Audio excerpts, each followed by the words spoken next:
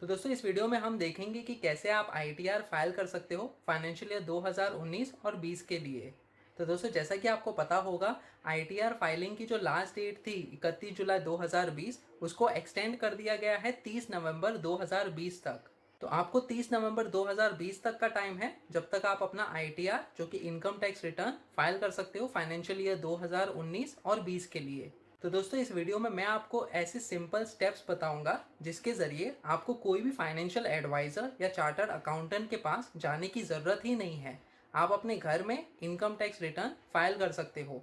ऐसे simple steps जो कि आपको मदद करेंगे आपका आईटीआर फाइल करने में। लेकिन दोस्तों आपको इस वीडियो को पूरा देखना होगा और जो भी मैं स्टेप्स बताऊंगा आपको इस वीडियो में, आपको कोई भी स्टेप स्किप नहीं करना है। कोई भी वीडियो आपको स्किप नहीं करना है, तो इसे पूरा ठीक से देखिए और ध्यान से देखिए ताकि आपको समझ में आए कि कैसे हम आईटीआर फाइल कर सकते हैं और कितना सिंपल है आईटीआर फाइलिंग प्रोसेस। दोस्तों वीडियो शुरू करने से पहले मैं आपको ये बता दूं कि मेरी वाइफ ने और मैंने एक नया यूट्यूब चैनल क्रिएट किया है जिसका नाम है घर की रेसिपीज़। इस चैनल पे आपको बहुत ही यमी और डिलीशियस रेसिपीज़ मिलेंगे हर हफ्ते। तो दोस्तों मुझे पूरा यकीन है कि जैसे आपने मुझे इस चैनल पे सपोर्ट किया है, वैसे ही आप उस चैनल पे भी हमें सपोर्ट करेंगे और सब्सक्राइब करेंगे उस चैनल को, ताकि आपको बहुत ही यमी और डिलीशियस रेसिपीज़ को एंजॉय करने का मौका मिले। दोस्तों हमारे न्यू यूट्यूब चैनल घर की रेसिपीज़ का लिंक मैंने डिस्क्रिप्शन सेक्शन में दिया हुआ है, तो जल्दी से जाइए और इसे सब्सक्राइब कीजिए। तो चलिए दोस्तों अब हम देखते हैं एग्जाम्पल के ज़रिए कि कैसे आप अपना आईटीआर फाइल कर सकते हैं फाइनेंशियल ईयर 2019 और 20 के लिए। तो दोस्तों जैसा कि आप देख सकते हो, हम क्लियरटेक्स साइट यूज़ करने वाले हैं अपना आईटीआर फाइल करने के लिए। दोस्तों यकीन कीजिए, ये जो क्लियरटेक्स साइट है ये बहुत ही इजी है समझने के लिए और इसमें बहुत ही सिंपल स्टेप्स हैं जो कि आपको हेल्प करेगी आपका इनकम टैक्स रिटर्न फाइल करने के लिए। तो दोस्तों जैसे ही आप इस साइट को ओपन करोगे, ये वाली स्क्रीन ओपन होगी और आप लॉगिन में जाके ये जो income tax e filing option है यहाँ पे क्लिक कीजिए। और जैसे कि आप देख सकते हो, या तो आप लॉगिन कर सकते हो गूगल के द्वारा, जो ये गूगल का ऑप्शन है वो। नहीं तो अगर आप इस साइट पे न्यू यूज़र हो तो आपको रजिस्टर करना होगा। ये सिर्फ वन टाइम रजिस्ट्रेशन है और एब्सोल्युटली फ्री है दोस्तों, इसका कोई भी पैसा नहीं लगेगा। इवन जो आप इनकम टैक्स रिटर्न फाइल करोगे उसका भी कोई पैसा नहीं लगता है इस साइट पे। तो ये बहुत ही सिंपल भी है और फ्री भी है। तो दोस्तों सिंस मेरा गूगल का ऑलरेडी अकाउंट मेरा है इसमें क्लियरटेक्स साइट पे, तो मैं जस्ट लॉगिन कर देता हूँ क्विकली। तो दोस्तों जैसा कि आप देख सकते हो, जैसे ही आपने लॉगिन किया इस साइट पे तो ये जो पेज ओपन होगा कि ये जो आपका फॉर्म 16 पीडीएफ का जो ऑप्शन है यहाँ पे अपलोड फॉर्म 16 पीडीएफ, आपको वो दिखाई देगा। तो अगर आप कोई एम्प्लॉय हो या फिर ऑर्गेनाइजेशन में काम करते हो तो आपका जो एम्प्लॉयर है वो आपको प्रोवाइड करेगा फॉर्म 16, जिसमें सारी डिटेल्स होंगी दोस्तों। जैसे कि आपको कितनी सैलरी मिली है फाइनेंशियल ईयर 2019 और 20 में, जो कि पूरा फाइनेंशियल ईयर है अप्रैल से लेके मार्च तक। आपने कितना इन्वेस्टमेंट किया है जिसके ज़रिए आपका इनकम टैक्स कैलकुलेट होना चाहिए। और अगर आपकी सैलरी में से कोई भी टीडीएस डिडक्ट हुआ है, कोई भी टैक्स डिडक्ट हुआ है, तो उसकी भी इंफॉर्मेशन होगी दोस्तों उस फॉर्म 16 में। तो सारी इन्फॉर्मेशन होगी और जैसे ही आप इसमें अपलोड करोगे तो ये जो क्लियर टेक्स साइट है ये सारा इन्फॉर्मेशन उस पीडीएफ से ले लेगा और आपका जो इनकम टैक्स रिटर्न फाइलिंग का प्रोसीजर है ये इजी हो जाएगा दोस्तों। तो पहला ऑप्शन तो ये है। दूसरा ऑप्शन ये है कि अगर आपके पास फॉर्म 16 नहीं है, अगर आप कोई बिजनेसमैन हो या फिर अगर आप कोई एम्प्लॉय भी हो और आपके पास फॉर्म 16 अभी तक नहीं आया है, तो आप ये दूसरा ऑप्शन चूज़ कर सकते हो। तो दोस्तों इस वीडियो में हम ये दूसरा ऑप्शन जो है उसके द्वारा हम देखेंगे कि कैसे आप अपना इनकम टैक्स रिटर्न फाइल कर सकते हो, क्योंकि इसमें थोड़ी सी चीज़ें हैं जो आपको आपकी तरफ से डालनी होगी। तो हम ये वाला ऑप्शन चूज़ करते हैं। तो दोस्तों जैसा कि आप देख सकते हो, जैसे ही आपने वो दूसरा ऑप्शन चूज़ किया तो ये वाला पेज ओपन होगा जिसमें आपको पर्सनल इन्फो के सेक्शन में थोड़ी सी चीज़ें आपकी डालनी होगी। पर्सनल इन्फॉर्मेशन जो है और एड्रेस जो है वो डालना होगा। तो जैसे कि आप देख सकते हो, मैंने थोड़ी सी डमी डेटा डाला हुआ है ऑलरेडी यहाँ पे। सिंस मेरा ऑलरेडी अकाउंट था तो ये पहले का जो डमी डेटा है वो यहाँ पे दिखा रहा है। तो यहाँ पे आपका first name, middle name, last name, gender, date of birth, PAN number, father's name और मैरिटल स्टेटस। तो ये सारी चीज़ें दोस्तों आपको डालनी होगी, और ये जैसे ही आपने डेटा डाला इसके बाद आपको सेव पे क्लिक करना होगा। दोस्तों इस साइट की एक खासियत ये है कि आप जो भी सेव करते हो ये इन्फॉर्मेशन जो है सेव हो जाती है, ताकि अगली साल अगली फाइनेंशियल ईयर जब आप फिर से इनकम टैक्स रिटर्न फाइल करने आओगे इस साइट पे, तो जो भी आपने पिछले साल डेटा डाला हुआ था वो डेटा ऑलरेडी इस साइट में रहेगा। तो दोस्तों आपको सिर्फ थोड़ी सी सैलरी, इनकम और डिडक्शंस रिलेटेड इन्फॉर्मेशन थोड़ी सी चेंज करनी होती है, उसके अलावा सारा का सारा डेटा ऑलरेडी इस साइट में स्टोर किया हुआ रहता है। दूसरी चीज़ दोस्तों, इस साइट पे जो भी डेटा आप डालते हो ये कम्प्लीटली सिक्योर्ड है। ऐसी कोई भी डाउट करने वाली चीज़ नहीं है कि आपका डेटा सिक्योर्ड है क्या नहीं इस साइट पे। तो इस साइट को ट्रस्ट करके आप अपना इनकम टैक्स रिटर्न जो है वो फाइल कर सकते हो। तो यहाँ पे आप जैसे देख सकते हो आपका जो एड्रेस रिलेटेड इन्फॉर्मेशन है आपको वो डालना होगा यहाँ पे, जैसे कि कुछ हाउस नंबर होता है और फिर स्ट्रीट, पिन कोड, और जो भी स्टेट या फिर कंट्री जो है इंडिया होगा, और यहाँ पे फ़ोन नंबर और ईमेल एड्रेस। तो जैसे ही बाकी की इन्फॉर्मेशन आप डालते हो आप यहाँ पे सेव पे क्लिक करोगे दोस्तों, फिर जो दूसरा सेक्शन आता है यहाँ पे जैसे आपको दिख रहा है ये है इनकम सोर्सेस का। तो यहाँ पे अगर आप कोई भी एम्प्लॉय हो और किसी ऑर्गेनाइजेशन के लिए काम करते हो तो आपको यहाँ पे एम्प्लॉयर डिटेल्स डालनी होंगी, और फिर उसके बाद यहाँ पे आपकी सैलरी इन्फॉर्मेशन आएगी। तो दोस्तों जैसा कि मैंने आपको कहा था कि हमारे फॉर्म 16 में जो है ये सारी इन्फॉर्मेशन रहती है। तो अगर आप फॉर्म 16 अपलोड करते हो तो ये जो ग्रॉस सैलरी है और फिर जो बैलेंस है ये सारी की सारी चीज़ें अपने आप आ जाती हैं उस फॉर्म 16 पीडीएफ के द्वारा। या फिर अगर आपने दूसरा ऑप्शन चूज़ किया है जैसे हम इस वीडियो में देख रहे हैं तो आपको ये सारी इन्फॉर्मेशन जो है अपने आप डालनी होगी। तो दोस्तों इसमें ज़्यादा कुछ सोचने की ज़रूरत नहीं है, ये जो सैलरी है ये इनकम ही है। तो बेसिकली अगर आपका कोई भी बिजनेस है तो आपका जो फाइनेंशियल ईयर 2019 और 20 के लिए जो भी इनकम आपने कमाई है तो वो वैल्यू यहाँ पे आएगी, और ये वैल्यूज़ आपको डालने की ज़रूरत नहीं है यहाँ पे। तो जो भी इनकम है वो आप यहाँ पे डालोगे। और अगर आप एम्प्लॉय हो तो यहाँ पे स्टैंडर्ड डिडक्शन है वो आपको एप्लीकेबल होगा 50,000 रुपये का। तो फाइनेंशियल ईयर 2019 और 20 के लिए एम्प्लॉयज़ और पेंशनर्स के लिए स्टैंडर्ड डिडक्शन 50,000 रुपये का अवेलेबल है। लेकिन अगर आप बिजनेसमैन हो तो आपको स्टैंडर्ड डिडक्शन का फ़ायदा नहीं मिलेगा दोस्तों। ये जो प्रोफेशनल टैक्स है ये भी आपके फॉर्म 16 में से अपने आप आ जाता है यहाँ पे, और अगर आप मैन्युअली डालते हो तो आपको आपका जो सैलरी स्लिप है उसके द्वारा आपको कैलकुलेट करना होगा कि through out the financial year आपका कितना प्रोफेशनल टैक्स हुआ है, और वो वैल्यू आपकी यहाँ पे आएगी। दोस्तों इस सेक्शन में जो टीडीएस डिटेल सेक्शन है इसमें आपको अगर फाइनेंशियल ईयर 2019 और 20 में कोई भी टीडीएस डिडक्ट हुआ है पूरे फाइनेंशियल ईयर में, या फिर सिर्फ 2019 और 20 ही क्यों, किसी भी फाइनेंशियल ईयर में अगर आप अपना इनकम टैक्स रिटर्न फाइल करते हो तो यहाँ पे आपका जो टीडीएस डिडक्ट हुआ है ऑलरेडी, अगर आप सैलरीड एम्प्लॉय हो या फिर अगर आपने एडवांस टैक्स पे किया है तो वो यहाँ पे आएगा। और अगर आपका फॉर्म 16 आपने अपलोड किया हुआ है तो ये वैल्यू अपने आप आ जाएगी डिपेंडिंग ऑन अगर आपने टीडीएस कोई भरा है या फिर नहीं, या कोई टीडीएस आपकी सैलरी से डिडक्ट हुआ है या फिर नहीं। तो ये सारी चीज़ें दोस्तों आप इनपुट करने के बाद, एंटर करने के बाद आप सेव पे क्लिक कीजिए, और फिर यहाँ पे जैसे आप देख सकते हो इनकम फ्रॉम अदर सोर्सेज। तो पहले पेज में आपने जो इनकम डाली है वो आपकी सैलरी या फिर बिजनेस से डाली है।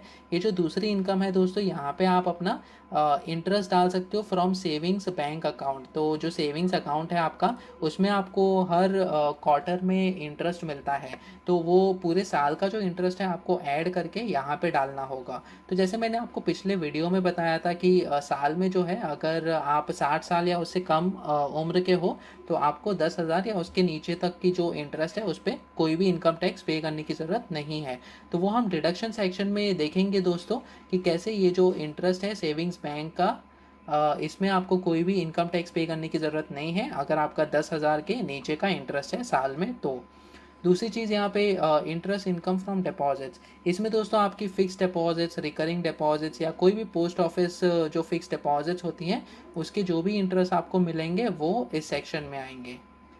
यहाँ पे आप जैसे देख सकते हो एग्जेम्प्ट इनकम, तो इंटरेस्ट फ्रॉम पीपीएफ या फिर इनकम फ्रॉम डिवाइडेंड जो है, जो डिवाइडेंड्स इनकम होती है, या फिर अगर आपका कोई पीपीएफ अकाउंट है और आपको उस पर इंटरेस्ट मिल रहा है, तो अगर आपको पता होगा उस इंटरेस्ट पे आपको कोई भी इनकम टैक्स पे करने की ज़रूरत नहीं है। तो वो सारे इंटरेस्ट इस सेक्शन में आएंगे। यहाँ पे ऐड एग्जेम्प्ट इनकम, यहाँ पे आप डाल सकते हो कि म्यूचुअल फंड से डिवाइडेंड इतना मिला है, या फिर जो इंटरेस्ट मिला है पीपीएफ से वो यहाँ पे आएगा। ये दोस्तों सिर्फ रिकॉर्ड पर्पस के लिए, वो जो फाइल आप करते हो इनकम टैक्स रिटर्न, सिर्फ रिकॉर्ड पर्पस के लिए होता है कि आपका जो इंटरेस्ट मिला है पीपीएफ में वो इस साल के लिए इतना है। उस पर आपको कोई भी इनकम टैक्स कैलकुलेट नहीं होगा और इनकम टैक्स भरने की ज़रूरत नहीं पड़ेगी। फिर दोस्तों दूसरा सेक्शन आता है यहाँ पे एग्रीकल्चर इनकम। तो बेसिकली ये जो आपका अगर कोई एग्रीकल्चर लैंड है या फिर आपको कोई रेंट मिल रहा है उस एग्रीकल्चर लैंड के ज़रिए, तो वैसे टाइप्स की इनकम आप यहाँ पे डाल सकते हो। और फिर आप सेव करके दूसरे सेक्शन में यहाँ पे आप देख सकते हो कि हाउस प्रॉपर्टी। तो अगर आपकी कोई हाउस प्रॉपर्टी है और फिर in case you paid interest on housing loan for housing property you live in, तो वो सारी चीज़ें यहाँ पे आएंगी। या फिर अगर आप अर्न कर रहे हो कोई रेंट आपके हाउस प्रॉपर्टी के द्वारा, तो वैसी टाइप की इनकम आपको यहाँ पे डालनी होगी दोस्तों। तो दोस्तों जैसे कि आप देख सकते हो ये बहुत ही इजी टू अंडरस्टैंड साइट है। जो भी आपको इनपुट डालने की ज़रूरत है, जो भी वैल्यूज़ आपको डालने की ज़रूरत है, वो इजीली अंडरस्टैंडेबल है। जैसे ही आप इस साइट पे देखोगे कि कौन सी चीज़ें कहाँ डालनी है। जैसे आप देख सकते हो यहाँ पे इनकम फ्रॉम कैपिटल गेंस। तो अगर आपने कोई भी स्टॉक्स या फिर म्यूचुअल फंड्स में इन्वेस्ट किया हुआ था और आपने उसको सेल किया उस फाइनेंशियल ईयर में, तो आपको जो इंटरेस्ट मिला है वो वाला इंटरेस्ट यहाँ पे आएगा। तो दोस्तों ये सारी चीज़ें आप हर सेक्शन में डाल सकते हो। यहाँ पे जो है आपका income from business and profession है। तो बेसिकली जो बिज़नेस का जो इनकम है, अगर अलग से आपकी जो सैलरी मिल रही है उसके अलावा अगर आप कोई साइड बिजनेस भी करते हो, तो वैसी वाली इनकम जो है वो यहाँ से आप एंटर करके अपना इनकम टैक्स जो है वो ठीक से कैलकुलेट कर सकते हो और अपना आईटीआर जो है इनकम टैक्स रिटर्न फाइल कर सकते हो। तो दोस्तों बढ़ते हैं दूसरे सेक्शन की तरफ, जो ये डिडक्शन का सेक्शन है, जो बहुत ही इंपॉर्टेंट सेक्शन है दोस्तों। इसमें क्या होता है कि आपने जो भी आपको इनकम मिली है उस फाइनेंशियल ईयर के लिए, उसके बाद आप जो भी इन्वेस्टमेंट्स करते हो अपना इनकम टैक्स बचाने के लिए, तो वो सारा इन्वेस्टमेंट रिलेटेड डिटेल्स इस सेक्शन में आता है। तो जो भी इन्वेस्टमेंट है आपके सेक्शन 80C में, तो सेक्शन 80C में क्या क्या आती हैं? लाइफ इंश्योरेंस प्रीमियम या फिर public provident fund, employ provident fund, जो कि आपका फॉर्म 16 से अपने आप आ जाएगा। तो दोस्तों जैसे कि मैंने कहा था फॉर्म 16 में थोड़ी सी डिटेल्स होती हैं डिडक्शंस रिलेटेड। तो अगर आप फॉर्म 16 अपलोड करते हो तो ये सारी डिटेल्स अपने आप आ जाती हैं वहाँ से। नहीं तो अगर आप मैन्युअली कर रहे हो, जो कि हमने सेकेंड ऑप्शन चूज़ किया था स्टार्टिंग ऑफ द वीडियो में, तो आपको मैन्युअली यहाँ पे आपका जो वैल्यूज़ है वो डालना होगा, नेशनल सेविंग सर्टिफिकेट या फिर ELSS रिलेटेड। तो बेसिकली दोस्तों ये सेल्फ एक्सप्लेनेटरी हैं, जो भी यहाँ पे आइटम्स हैं सेक्शन 80C के अंदर जो भी स्कीम्स आती हैं उसके रिलेटेड, जो भी आपने इन्वेस्टमेंट किया है उसके जो वैल्यू है वो आपको डालनी होगी उस फाइनेंशियल ईयर के लिए। दूसरी चीज़ दोस्तों, जैसे कि मैंने आपको कहा था सेविंग्स बैंक अकाउंट में आपका जो इंटरेस्ट है वो, उस पर आपको कोई भी इनकम टैक्स पे करने की ज़रूरत नहीं है। तो वो वाला इनकम जो है वो यहाँ पे आएगा। तो अगर आपने 9,000 वहाँ पे इनकम डाली थी, तो यहाँ पे आपको 9,000 इनकम डाल के सेक्शन 80TTA में उसको एज अ डिडक्शन क्लेम करना होगा, ताकि आपको उस इनकम पे कोई भी इनकम टैक्स पे करने की ज़रूरत नहीं पड़े। दोस्तों यहाँ पे अगर आपने कोई भी डोनेशंस किया है तो सेक्शन 80G में वो क्लेम कर सकते हो आप उस फाइनेंशियल ईयर के लिए। तो किसी भी चैरिटेबल ऑर्गेनाइजेशन में अगर आपने डोनेशन किया है तो उसके लिए, उस अमाउंट के लिए आप क्लेम कर सकते हो डिडक्शन, और आपको कोई भी इनकम टैक्स पे करने की ज़रूरत नहीं है डोनेशंस के लिए। फिर आप अगले सेक्शन में जाओगे तो और डिडक्शंस आएंगे, जैसे कि सेक्शन 80D जो कि मेडिकल इंश्योरेंस रिलेटेड डिडक्शन है। फिर सेक्शन 80E जो कि एडुकेशन लोन रिलेटेड डिडक्शन है। तो ऐसी कई सारे डिडक्शंस हैं दोस्तों इसमें, जो आप अप्लाई कर सकते हो, जो भी आपके लिए एप्लीकेबल हैं, जो भी आपने इन्वेस्टमेंट्स किए हैं। यहाँ पे और एक इम्पॉर्टेंट डिडक्शन है जो कि है न्यू पेंशन स्कीम। तो सेक्शन 80CCD 1B जो है, जो आप 50,000 तक की लिमिट है फाइनेंशियल 2019 और 20 के लिए, तो अगर आपने पेंशन स्कीम में निवेश किया है, इन्वेस्ट किया है, तो आप उतना अमाउंट जो है वो आप यहाँ पे डाल सकते हो और क्लेम कर सकते हो। तो दोस्तों हर एक सेक्शन में आप अपना जो डिटेल्स है वो डालकर आप सेव कीजिए, ताकि जो इनकम टैक्स रिटर्न फाइलिंग का प्रोसेस है स्टेप बाय स्टेप जो आप करोगे, ये बहुत ही इजी पड़ेगा आपको भी समझने के लिए, और आपका इनकम टैक्स जो एक्चुअल इनकम टैक्स है वो भी कैलकुलेट करने के लिए। तो दोस्तों ये और भी डिडक्शंस है इस सेक्शन में। तो दोस्तों ये सेक्शन जो आप देख सकते हो ये है investment made in extended period. तो जो प्रीवियस सेक्शंस थे दोस्तों, वो जो डिडक्शंस थे वो सिर्फ मार्च 2020 तक का जो आपने इन्वेस्टमेंट किया है वो वाली डिटेल्स वहाँ पे आपको डालना होगा। लेकिन इस सेक्शन में जो भी आपने 31 मार्च 2020 के बाद डाला है और 31 जुलाई 2020 से पहले डाला हुआ है, वो वाली डिटेल्स आपको इस सेक्शन में डालनी होंगी दोस्तों। तो दोस्तों इस प्रकार से आपका जो भी इन्वेस्टमेंट्स है फाइनेंशियल ईयर 2019 और 20 के लिए, या फिर कोई भी असेसमेंट ईयर के लिए, जब भी आप अपना इनकम टैक्स रिटर्न फाइल करते हो, आपको ये बहुत ही इजी और सिंपल स्टेप्स में मैंने एक्सप्लेन कर दिया है कि कैसे आप अपना इनकम डाल सकते हो और कैसे आप डिडक्शंस जो हैं वो क्लेम कर सकते हो अपना अमाउंट जो है अप्रोप्रिएट सेक्शंस में डालकर। तो दोस्तों जैसे ही आप इस टैक्सेस पेड सेक्शन में आते हो, यहाँ पे जो है क्या होगा कि अगर आपने कोई भी टैक्स ऑलरेडी पेड किया हुआ है, तो या तो वो अपने आप फॉर्म 16 के द्वारा इस सेक्शन में आ जाएगा, या फिर आप उसे मैन्युअली भी ऐड कर सकते हो इस सेक्शन में। तो इस प्रकार से जो भी आपका टैक्स डिडक्ट हुआ है इस फाइनेंशियल ईयर के लिए, वो उसकी एंट्री आप कर सकते हो, या फिर अगर आपने कोई भी एडवांस टैक्स ऑलरेडी पे किया हुआ है तो आप वो इस सेक्शन में डाल सकते हो दोस्तों। दोस्तों फिर बढ़ते हैं हम अगले सेक्शन की तरफ, जो कि टैक्स फाइलिंग है। तो यहाँ पे थोड़ी सी और पर्सनल डिटेल्स आपको डालनी होगी, थोड़ी आधार डिटेल्स, आधार रिलेटेड डिटेल्स डालना होगा। यहाँ पे आपको प्राइमरी बैंक अकाउंट, तो बैंक अकाउंट रिलेटेड डिटेल्स डालनी होंगी।